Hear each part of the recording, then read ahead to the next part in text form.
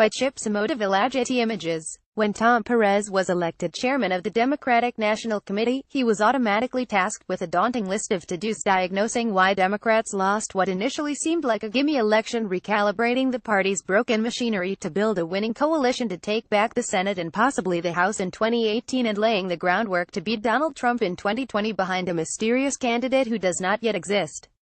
To accomplish all of these things, he needed to unite the party behind a winning message, or at least a message better than Donald Trump is the worst.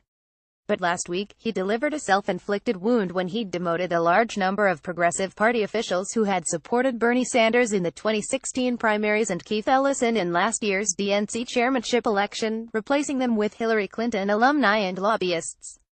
And it now appears that a similar rift is playing out in the Democratic fundraising game.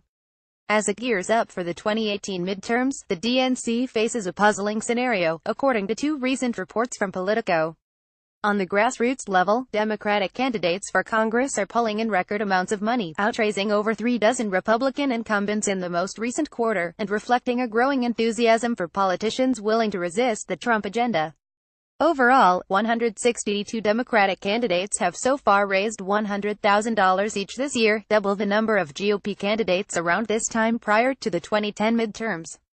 But that enthusiasm has yet to reach the upper echelons of the party. In contrast to grassroots fundraising efforts, the d.n.c. is facing a hefty fundraising shortfall, with many of the party's reliable donors holding off on writing checks. Part of the reason may be disillusionment with the way the party, at both the state and national level, has been run under the controversial tenure of Debbie Wasserman Schultz, as well as emails released thanks to Russian-backed hacking of d.n.c. databases that led to the perception that the committee was biased toward Clinton. Moreover, several outsider groups with cleaner histories, including the House and Senate Democratic campaign committees, are now in competition for donor cash.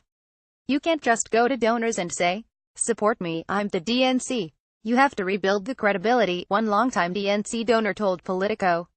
The result, however, is clear. The Republican National Committee has raised $86 million so far in the 2018 cycle, a little over double the d.n.c.'s $42 million. The cash-on-hand situation is far worse. The RNC has a whopping $47 million compared to the d.n.c.'s meager $6.9 million. Several factors are at play in the d.n.c.'s anemic performance, including the state-level atrophying of the party structure in the years after Barack Obama's election, as well as the lack of superstar fundraisers the organization can deploy at any given time. In his post-presidency, Obama has only headlined one fundraiser, while the Clinton brand is too toxic to be effective. And it's certainly not unusual for a losing party to experience a fundraising plunge after an election. But the lack of a cohesive message to unite progressive and centrist factions has already hampered fundraising efforts, and the party's unwillingness to perform a 2016 autopsy has hardly renewed hope among its supporters. Everybody thinks that's a magic 3-page document and some magic tagline is going to turn everything around for us, said Nebraska Party Chair Jane Kleeb. Perez attempted to mend the rift at the d.n.c.'s weekend meeting in Las Vegas, where he urged attendees, if someone ever asks you which wing of the party you belong to, tell them you belong to the accomplishment wing of the Democratic Party because you're trying to get S done. That's what we're trying to do here, folks. We're trying to move the ball forward. But his recent party purge could potentially drive progressive candidates and donors from cooperating with the d.n.c., especially if they're no longer reliant on the organization's centralized funding structure.